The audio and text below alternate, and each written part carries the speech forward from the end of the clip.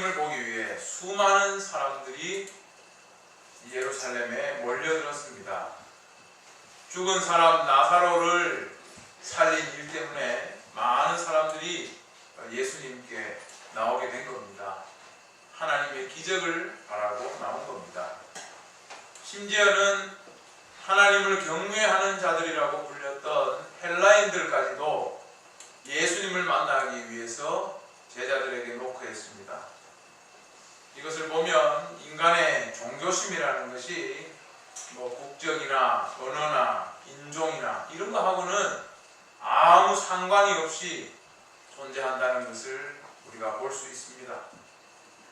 우리가 TBS 다큐멘터리 같은 거 보면 산속 깊은 오지나 아프리카 밀림지대에 사는 원주민들이나 또 반대로 화려하고 큰 도시에 사는 사람들이나 다 기본적으로 종교심을 가지고 있다는 것을 알 수 있습니다. 어디에 사는 사람이건 무엇을 먹건 무슨 옷을 입고 있건 사람은 다 종교심이 있습니다. 이렇게 종교심을 가지고 예수님께 몰려든 사람들이 많았는데 예수님은 자기를 믿으려고 몰려든 이 사람들을 향해서 지금부터 자신이 처할 운명에 대해서 말씀을 하셨습니다. 그 내용은 우리가 지난주에 보았습니다. 무슨 말씀이었느냐? 내가 죽어야 한다. 그거를 말씀하셨습니다. 그 내용을 예수님은 이렇게 말씀하셨죠. 한 알의 밀이 땅에 떨어져 죽지 아니하면 한 알 그대로 있고 죽으면 많은 열매를 맺느니라. 이 말씀은 결국 예수님이 한 알의 밀알이 되어서 죽으심으로써 많은 사람에게 생명을 주시겠다 하는 것을 미리 알려주신 말씀입니다. 뒤이어서 예수님이 하신 말씀은 이 말에 확인 도장을 찍는 것과 같습니다. 뒤이어 뭐라고 말씀하셨냐 하면 자기의 생명을 사랑하는 자는 잃어버릴 것이요 이 세상에서 자기의 생명을 미워하는 자는 영생하도록 보전하리라.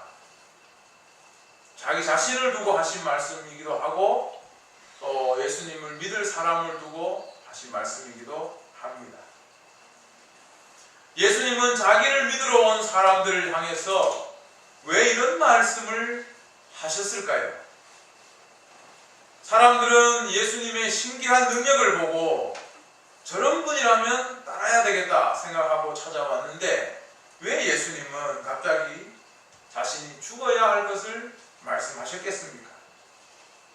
심지어 자기를 믿으러 온 사람들에게 나는 하늘의 밀알이 되어서 죽어야 된다. 그리고는 나를 따르라고 하셨습니다. 오늘 본문 말씀에도 그렇게 되어 있죠. 26절에 사람이 나를 섬기려면 나를 따르라. 나 있는 곳에 나를 섬기는 자도 거기 있으리니 사람이 나를 섬기면 내 아버지께서 그를 귀히 여기시리라. 내가 죽을 것이라고 말하고 그 다음에 나를 따르라고 하면 그건 무슨 뜻입니까? 나는 죽을 것인데 너희도 나를 따라 죽으라는 말이 됩니다. 예수님은 지금 죽으셔야 하는데 나를 따르라는 말씀은 아무리 좋게 생각해도 잘 살아라 하는 뜻보다는 죽어라 하는 말로 들립니다. 사람들이 예수님을 찾아온 이유는 살기 위해서입니다. 더 잘 살기 위해서. 그런데 예수님은 내가 죽어야 한다. 그리고 나를 따르라. 그렇게 말씀하셨습니다.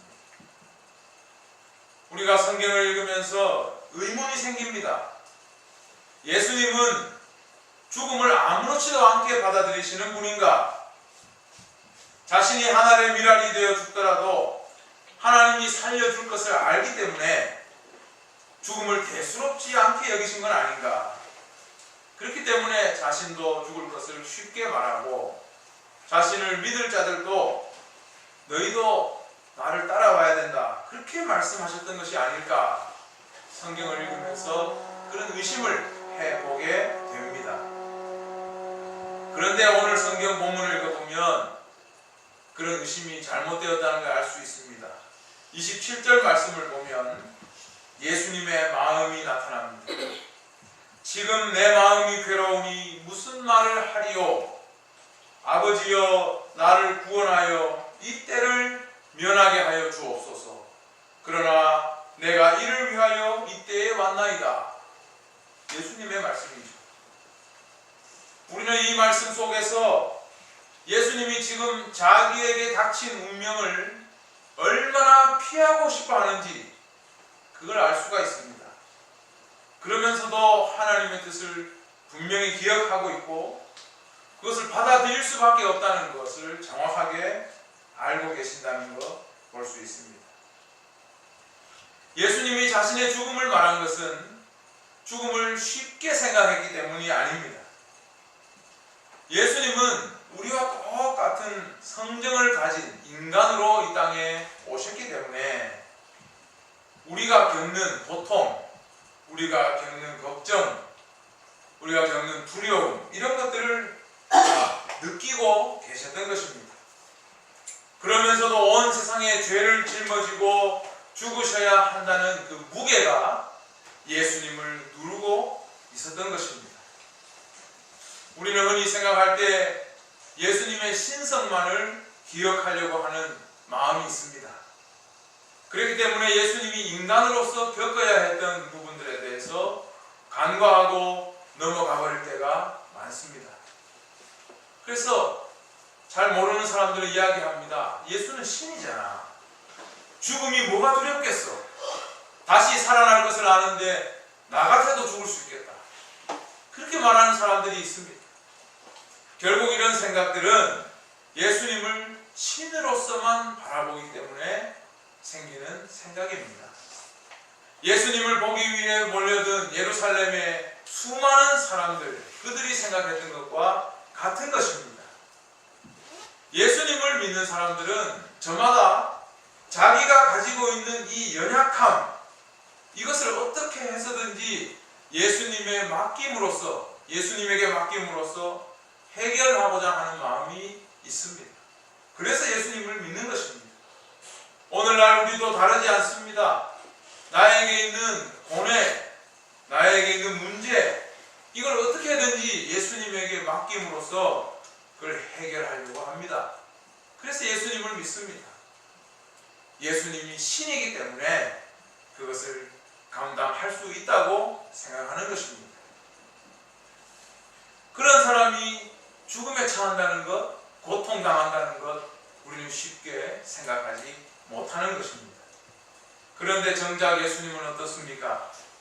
자신을 믿기 위해서 몰려든 사람들과 똑같은 성정을 가진 사람이었습니다. 지금 닥쳐오는 죽음을 그래서 두려워하고 있습니다. 그래서 하나님께 나를 구원해달라고 이야기합니다. 나를 구원해달라. 아버지여, 나를 구원하여 이 때를 면하게 하여 주옵소서. 무슨 뜻입니까? 죽기 싫다는 겁니다. 예수님에게도 고뇌가 있고 두려움이 있는 것입니다. 죽음에 대한 두려움은 생명이 하나밖에 없는 그런 유한한 존재에게만 있는 겁니다. 우리 생명이 하나밖에 없으니까 죽음이 두렵습니다. 예전에 어떤 영화를 보니까 신성을 가진 죽지 않는 천사가 나오는 영화가 있는데 죽고 싶어서 난리예요. 행콕이라는 영화가 있는데 하늘로부터 벌을 받고 버림을 받았어요. 이 땅에서 영원히 살아라. 이게 벌이었어요. 너무 지겨워서 이 천사가 죽으려고 별의별 짓을 다 해도 죽지 않는 겁니다. 그런 존재에게는 죽음이 두려울 리가 없죠. 그런데 예수님은 죽음을 두려워하고 있습니다. 죽음 앞에서 괴로워합니다. 그는 지금 우리와 똑같은 인간이기 때문입니다. 우리가 이 모습을 보면 하나님은 지금 예수님에게 엄청난 짐을 지워 넣으셨다는 것을 알 수가 있습니다. 인간의 몸을 입고 오셔서 인간의 몸으로 세상 모든 죄의 짐을 짊어져야 했기 때문에 이건 굉장히 엄청난 것이었습니다. 그래서 예수님을 두고 세상 죄를 지고 가는 한 마리 어린 양이라고 표현하는데 그 말씀이 깊이 공감이 됩니다. 우리가 상식적으로 생각해도 무거운 짐이 부과되려면 그만한 힘을 가지고 있어야 되죠. 요만한 어린 아이에게 큰 멋진 무거운 짐을 줄 수는 없는 겁니다. 어른이 그 지면 덜 불쌍하죠. 예수님은 사람으로서 이 세상 모든 죄의 짐을 짊어졌던 겁니다. 이것이 바로 예수님이 마주한 운명이었습니다. 우리도 살면서 그런 것들을 느낍니다. 어릴 때는 잘 모르는데 어른이 되고 나면 짊어져야 될 짐들이 참 많아진다는 것을 자주 느낍니다. 어른들이 아이들에게 이야기할 때 공부 열심히 해라, 젊었을 때, 어렸을 때 공부 열심히 해라, 그런 말들 많이 합니다. 공부하기 딱 좋은 때다. 그러면 어릴 때는 이게 받아들여지지 않습니다. 어렸을 때는 자기 혼자 자기 공부하는 것도 큰 짐이에요. 자기 혼자 자기 공부해 나가는 거, 그거 자기 한 몸 건사하는 것도 큰 짐입니다. 그게 공부하기 싫어가지고 요리조리 발뺌을 하죠. 그런데 어른이 되고 나면 어떻습니까? 짐이 점점 많아져요. 내 할 일만 잘한다고 해서 해결되는 게 아닙니다. 내 할 일도 잘해야 되고, 가족들도 건사해야 되고, 어른들도 잘 모셔야 되고, 직장에서 사람들과의 관계, 내 역할에서 해야 될 일, 수많은 일들을 다 잘해야 됩니다. 다 잘해야 됩니다. 어른이 되면은 공부만 잘한다고 칭찬 안 해줍니다. 어릴 때는 공부만 잘하면 칭찬해줘요. 어른 되면 공부만 잘해서 칭찬 안 해줘요. 맡아야 될 짐들이 굉장히 많습니다. 자녀들이 바라보고 있고, 어른들도 바라보고 있고, 직장의 동료들도 나를 바라보고 있고, 요구하는 짐들이 점점 많아집니다. 그래서 어른들도 삶의 짐들이 많아지고, 한계를 넘어가면 지치다 못해서 쓰러집니다. 그러다 보니까 요즘은 자라나는 아이들이 이런 짐을 지고 싶지 않아서 나홀로족들이 점점 늘어난다고 하죠. 난 결혼도 안 한다. 난 자식도 안 낳겠다. 난 다 떨어져서 나 혼자 편안하게 살겠다. 무거운 짐을 지고 허덕이는 부모 세대를 보고 자란 사람들이 내린 판단이 그겁니다. 난 짐을 안 지겠다. 짐이란 것은 이렇게 힘든 겁니다. 한 가정만 책임져도, 한 단체만 책임져도, 몇 명의 그 아이만 맡아서 돌봐줘 봐도 짐이란 게 얼마나 힘든지 모릅니다. 그런데 예수님은 인간의 몸으로 세상 모든 죄짐을 짊어지셨습니다. 왜 그러셨을까? 왜 하나님의 그 전능함으로 짊어지지 않고 왜 인간의 몸으로 세상 죄짐을 짊어지셨을까? 이것은 굉장히 사실은 많은 생각을 요구하는 그런 문제입니다. 그런데 여기에서 오늘 주시는 하나님의 말씀을 찾자면 우리에게 보여주시려고, 그리고 우리의 고통을 함께 나누시려고 사람의 몸으로 그 모든 죄짐을 지셨다고 봅니다. 짐을 져보지 않은 사람은 남의 짐이 무거운 걸 이해할 수 없어요. 고난받지 않는 하나님은 그래서 우리를 구원할 수 없다고 한 신학자가 말했습니다. 고난받을 수 없는 하나님이 어떻게 우리를 구원할 수 있는가?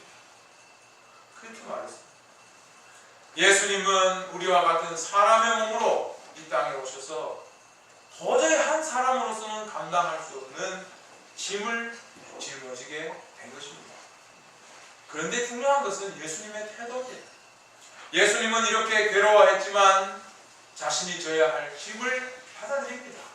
28절 말씀에 보면 이렇게 기록되어 있습니다. 아버지여, 아버지의 이름을 영광스럽게 하옵소서 하시니 이에 하늘에서 소리가 나서 이르되 내가 이미 영광스럽게 하였고 또다시 영광스럽게 하리라. 이 구절에는 예수님의 간청이 결단이 들어있고 하나님의 응답이 동시에 나옵니다. 예수님은 자신의 괴로움이 있지만 아버지의 이름을 영광스럽게 되기를 바란다고 그렇게 간청했습니다. 십자가의 운명을 받아들이겠다는 말입니다. 그 이유는 아버지의 이름 때문입니다. 아버지의 이름이 영광스럽게 되기 위해서 나에게 지어진 이 죽음을 받아들이겠다고 하나님께 간청합니다. 예수님이 인간으로서 겪어야 했던 고뇌와 두려움이 굉장히 컸지만 예수님은 하나님을 믿음으로써 이런 결론에 이르게 된 것입니다. 예수님의 믿음이 이런 결단을 하게 한 겁니다. 하나님의 답변도 마찬가지입니다. 하나님의 답변은 무엇입니까? 내가 이미 너를 영광스럽게 하였고 다시 영광스럽게 하리라. 예수님께서 믿음으로 짊어진 그 죽음의 짐은 결코 허투루 낭비되거나 소진될 것이 아니라는 말씀입니다. 나중에 하나님의 영광을 위해 다 수렴될 것이다. 영광스럽게 하리라고 하나님 말씀하셨습니다. 우리는 이 말씀을 보면서 예수님이 우리를 위해 십자가에서 죽으신 일이 얼마나 큰 고민을 했던 결과인지, 얼마나 큰 고뇌와 결단의 연속이었는지를 생각해 볼 수 있어야 됩니다. 그는 신이기 때문에 죽고 다시 사는 것은 별 문제가 아니었을 것이다. 이런 생각은 예수님을 잘 알지 못해서 생기는 오해일 뿐입니다. 그건 우리가 예수님을 단지 신으로만, 전능자로만 보려고 하기 때문에 생기는 오해입니다. 예수님은 우리처럼 고통받고 고뇌하고 죽음에 대해서 두려워하는 인간으로서 하나님의 영광을 위해서 운명을 받아들일 결단을 한 것입니다. 따라서 예수님을 믿는 우리가 바로 짚고 가야 할 부분은 뭐냐 하면 예수님을 바로 아는 것입니다. 그냥 예수님 믿어요, 나에게 복 주세요가 아니라 예수님이 자신을 믿는 우리를 위해서 우리 같은 사람으로서 이 큰 짐을 짊어지셨구나. 그리고 그것을 통하여 우리에게 말씀하시는 것이 있구나. 나를 따르라고 하셨구나 라는 것을 깨달아야 하겠습니다. 예수님은 하나님의 미를 가지고 죽음을 이야기하면서 나를 섬길 자는 나를 따르라고 했습니다. 예수님을 섬길 자들도 예수님이 걸어갔던 것처럼 십자가의 운명을 받아들여야 한다는 말씀입니다. 각자의 십자가가 우리에게 놓여 있다는 말씀입니다. 그리고 우리도 신이 아니잖아요.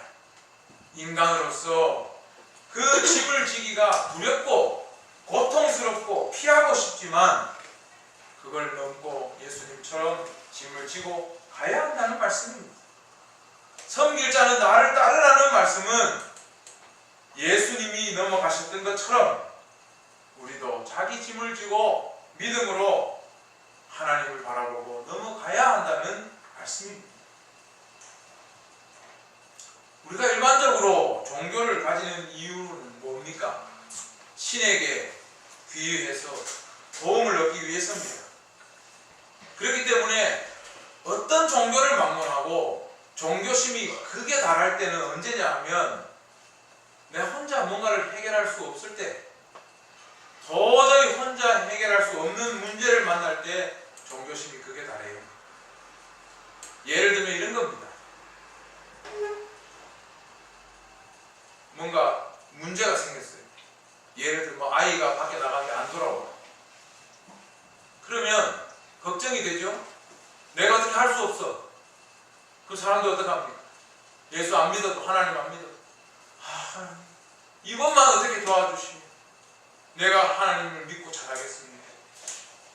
이런 현상은 무엇이냐 하면 우리의 종교심이 극이 달할 때는 내가 해결할 수 없는 문제를 만날 때, 그때 우리의 종교심이 극에 달한다는 것을 보여주는 반증입니다. 그런데 우리가 문제를 해결하기 위해서 신에게 귀의하고 자기가 믿는 신에게 강한 열정을 보이고 열광적으로 신앙생활을 하게 되면 될수록 오히려 어떤 현상이 생기냐면 자기가 맡을 짐을 잊어버리고 해결해야 할 일말의 노력을 하지 않고 신에게만 매달리는 현상이 생깁니다.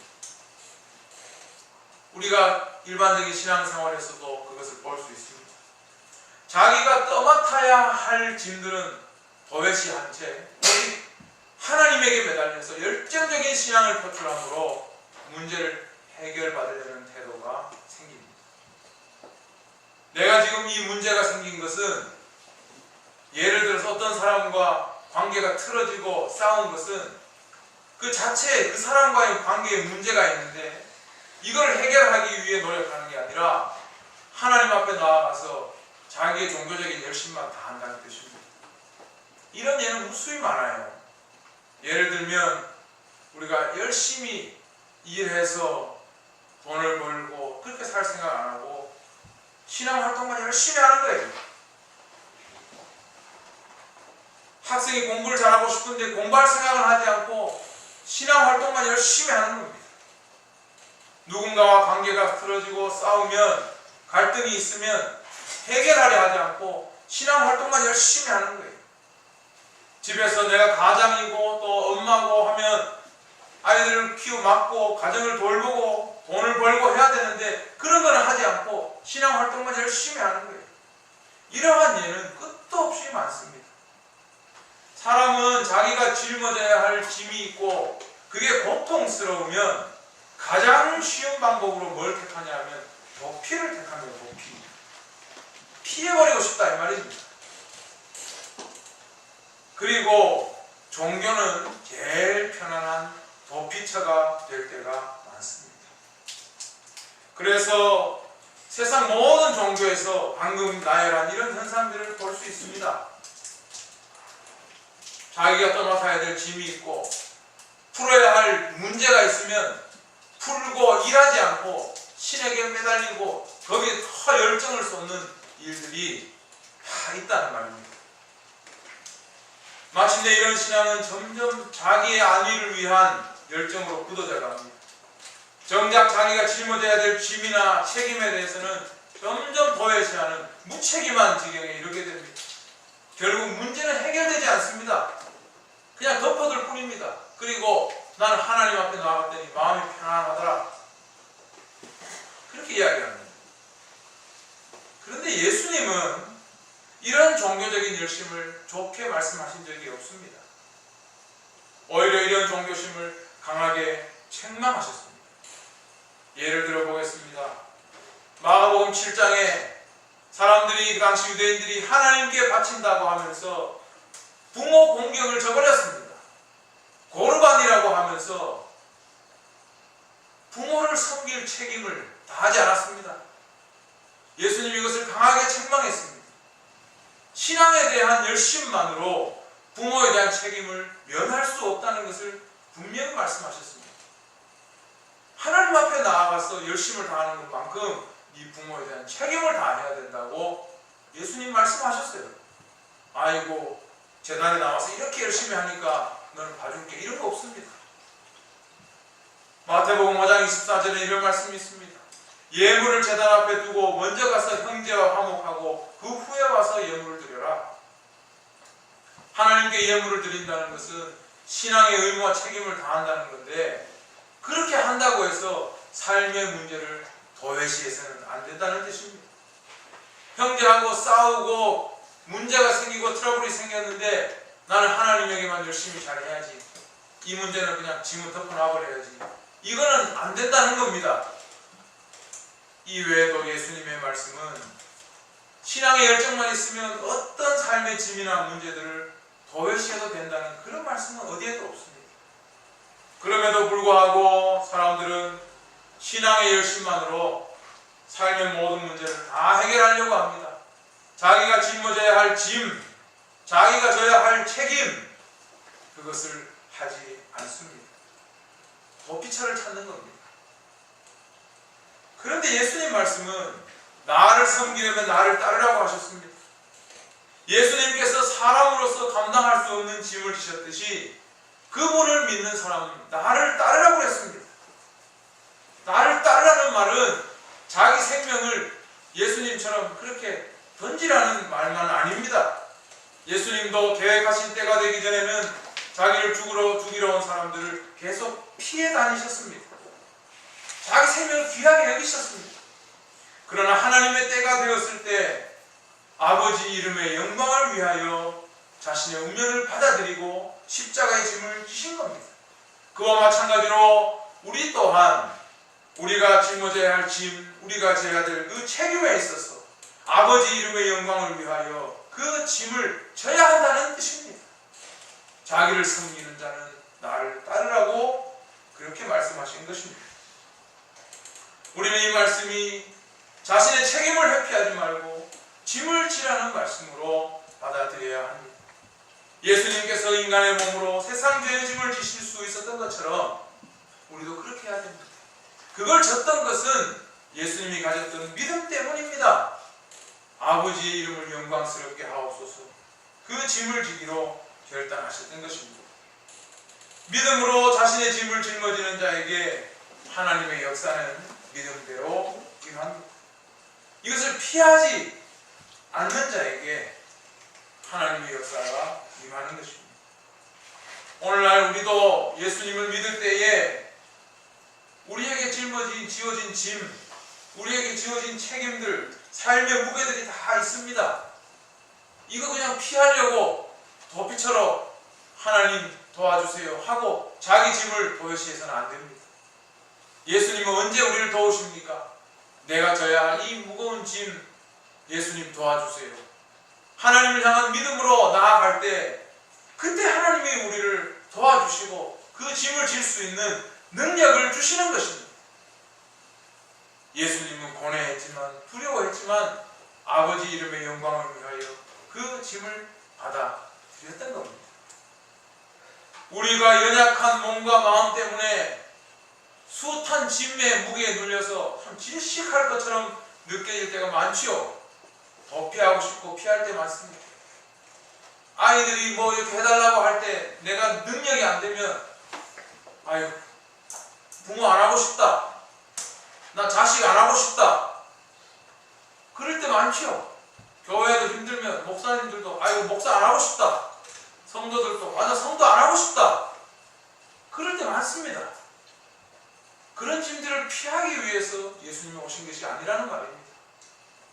그런 짐들을 하나님을 향한 믿음으로 짊어지고 나아갈 수 있도록 예수께서 십자가의 짐을 지신 겁니다. 나를 섬길 자는 나를 따르라.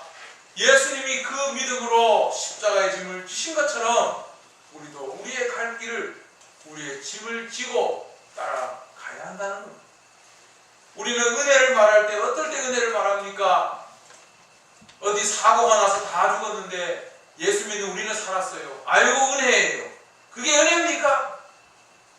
쓰나미가 나서 다 죽었는데 예수 믿는 사람들만 살아남았어요. 하나님의 은혜예요. 그건 은혜가 아니에요. 그럴 때만 우리는 은혜를 찾아요. 도피처를 만들어 놓고 내가 져야 될 짐이 있고 무거운 무게가 있는데 그거 싹 피해 나갔는데 하나님의 은혜입니다. 이렇게 이야기하는데 우리 그리스도인들 그러면 안 됩니다. 싹싹 도망가고 약삭 빠르게 빠져나가면서 그걸 하나님의 은혜라고 말하면 벌 받습니다. 은혜는 어떨 때 쓰는 말일까요? 내가 감당하고 짊어져야 될 무게가 너무 큰데 도저히 내 힘으로는 못하겠는데 예수님이 우리 위해 주신 것처럼 나도 예수님 믿고 하나님 주신 성령의 능력으로 이 짐을 짊어지게 해주십시오. 그리고 그 힘으로 그 어려운 문제를 헤쳐갈 때 우리는 그걸 은혜라고 말해야 됩니다. 예수님이 이 짐을 주신 것은 그것 때문입니다. 그렇기 때문에 우리가 삶의 짐, 힘겹고 무겁다고 느끼는 그 삶의 짐은 사실 교회 일이고 뭐 가정 일이고 세상 일이고 구분할 게 없는 거예요. 우리에겐 다 무겁거든요. 교회 일, 가정 일, 회사 일, 개인적인 일, 공적인 일 구분 의미가 없습니다. 어떠한 일이든지 간에 우리는 먼저 생각해야 할 것이 무엇이냐면 이 짐을 지는 것이 아버지 이름에 영광되게 하는 것인가? 그거 생각해야 됩니다. 아버지의 이름을 영광되게 하는 것인가? 그리고 만약 그렇다면 내가 이 짐을 어떻게 짊어져야 할 것인가? 이걸 놓고 기도하는 사람들이 되어야 하겠습니다.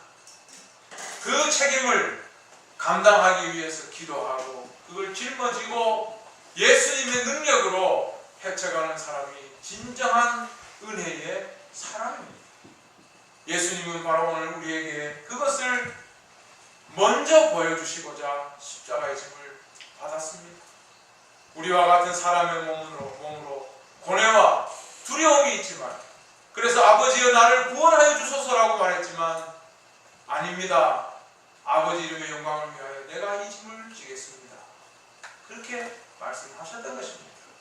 우리 또한 예수님을 믿고 섬기고 따르는 자로서 동일한 믿음의 모습으로 살아야 하겠습니다. 하나님, 이 짐이, 이 책임이 참 무겁습니다. 아주 힘듭니다. 나를 구원하여 주옵소서. 그러나 아닙니다. 아버지여, 아버지 이름의 영광을 위해 나에게 능력을 주옵소서. 함께하여 주옵소서. 그리고는 그 짐을 짊어지고 나아가는 사람들이 되어야 하겠습니다. 세상은 어떤 사람들을 통해 변할까요? 모든 거 다 회피하고 하나님의 은혜요 룰루랄라 하는 사람을 통해 세상이 변하겠습니까?